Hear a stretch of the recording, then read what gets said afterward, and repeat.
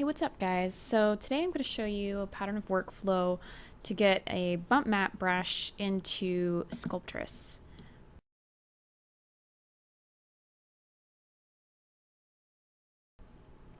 So let's start with Photoshop. In Photoshop, I've brought in a bark texture that I reduced to a square, and also it was a much larger image originally. I only need a little bit of information for the program to know how to make this texture. If I have too much of the original texture size, like if I had the whole bark, then the bump map wouldn't work as well. You only need kind of a little circle brush shape. Use black around the edges. You know, just use a black paintbrush with a feather on it and paint around the edges here, and then go ahead and save that out as a PNG.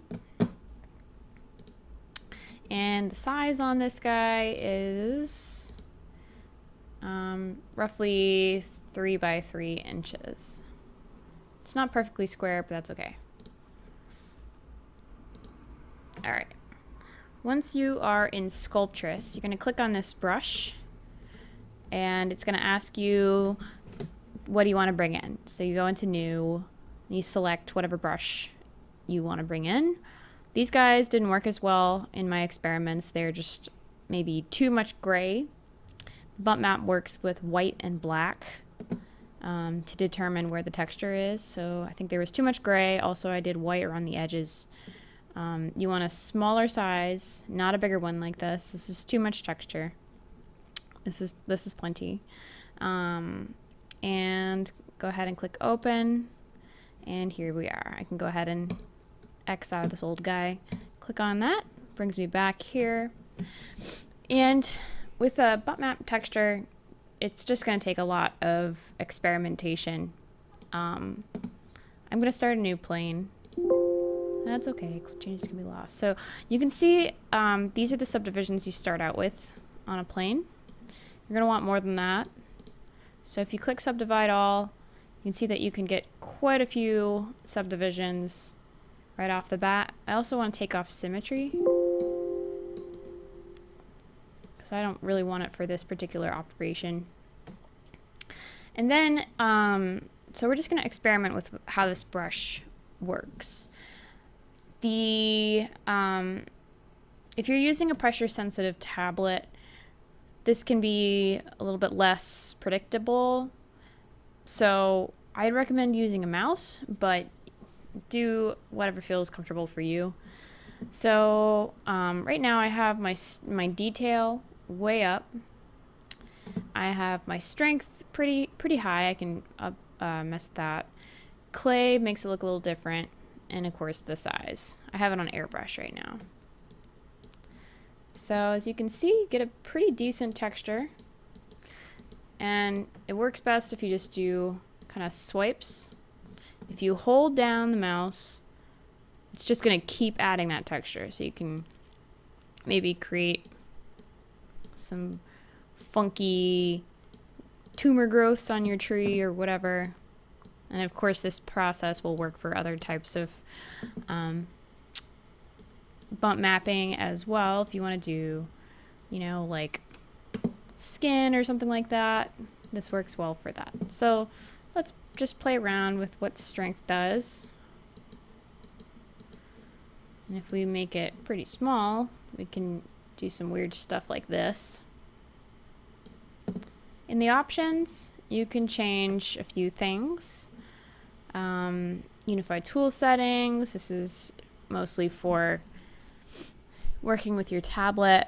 Brush spacing, so you can really see that in action when I reduce the size of the brush here where it's skipping. That's the brush spacing. So let's see what happens if we reduce the brush spacing.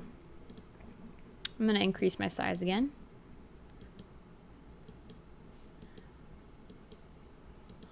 So you get actually a pretty good, fairly realistic representation of that texture.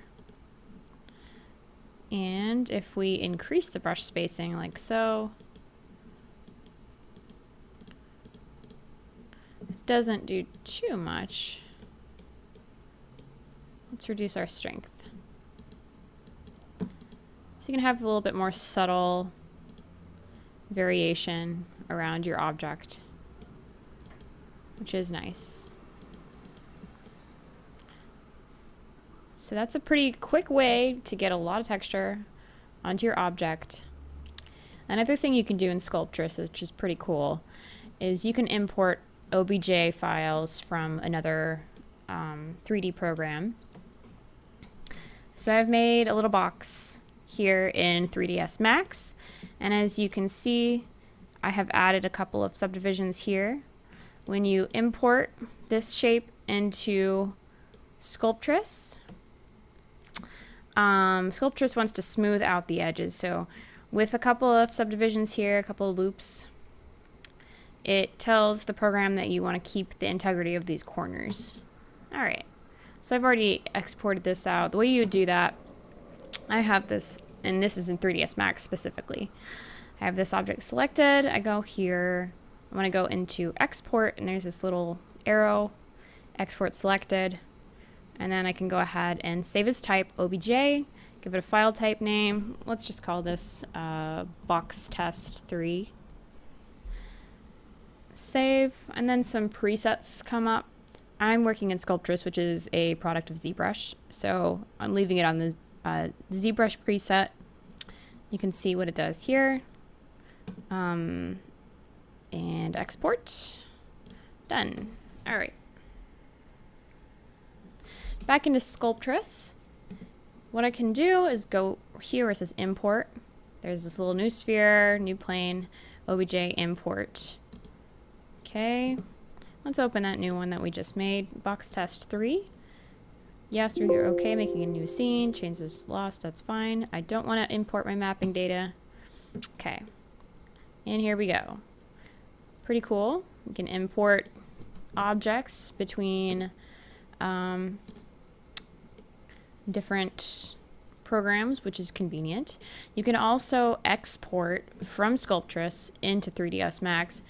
So if you're wanting to do something a little bit more organic, like a face, or like what I'm doing right now, which is bark and that kind of thing, Sculptris is way easier to use. So better to sculpt here in this program, export into 3ds Max or Maya, what have you. Anyway, okay, so we've imported our OBJ, and you can go into material and change it at your, you know, preference. It's kind of fun to experiment and see, you know, what these textures will do with these different materials added. So we have our box, but we need more subdivisions. This is just one big plane. If I try to do anything on it, I'm clicking now, it really, you know, it has nothing to change. There is no subdivision. So, boop, boop, boop, boop, boop, boop. That's probably good. So you can see how it's like starting to warp a little bit on the edges. That's why we added in those subdivisions on the original object. It just helps it keep its form. Okay, so now let's experiment with our brush. I'm going to turn up the detail pretty good, strength pretty good, and let's see what happens. Pretty good bark texture there.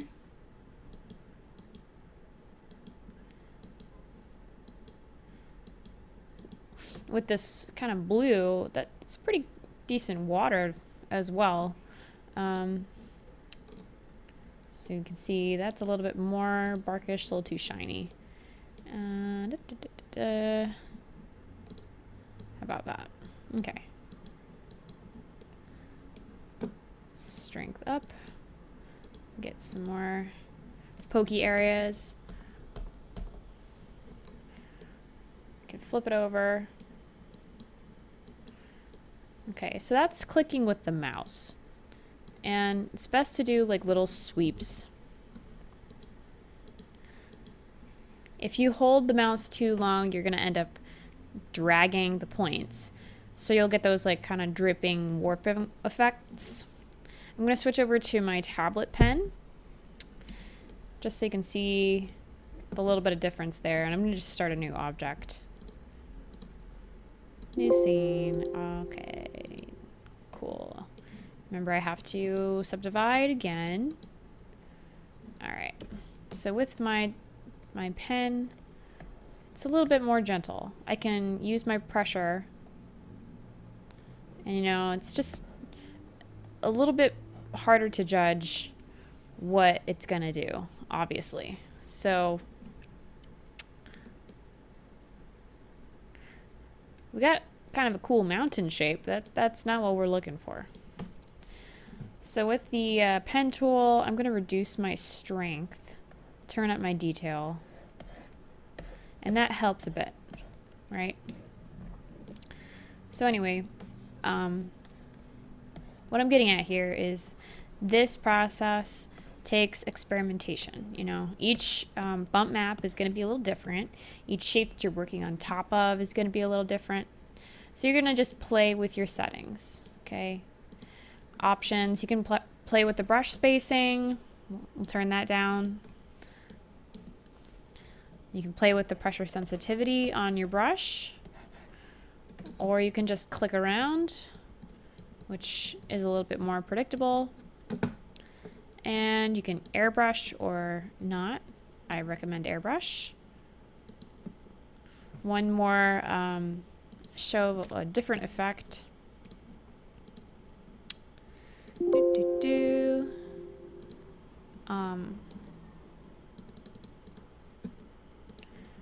Is to turn on clay. And I'm going back to my mouse now. You can see that it has just a little bit of a different texture to it. It kind of looks like a glob on top, maybe.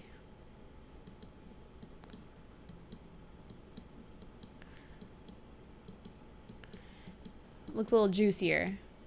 I don't prefer clay, but I could see that it could be a useful tool for certain situations to use at that. Use clay with your texture maps. But I like it without clay. Alright, so if you find that your texture isn't specific enough, you can always reduce your brush to only a couple of little bits of black and white. So like, say I wanted just a little bit, I could even reduce this brush more. And so just experiment with your original bump map image. How much contrast is in the image? It needs to be black and white. You can't have alpha channels or it won't work. And experiment with your brush sensitivity. You can also do this on a sphere, obviously. You can do this on any object, and pretty quickly you can create some funky stuff, right? So Sculptris is super fast. You know, all kinds of weird shit like this. Like, I brought this texture in for trees, but it's pretty versatile. It looks like you could use it for some weird cave growths, you know? Maybe a tumorous zombie or something. But anyway, so it's super fun. Give it a try. And if you have any questions, I'll do my best to answer. All right. Thanks.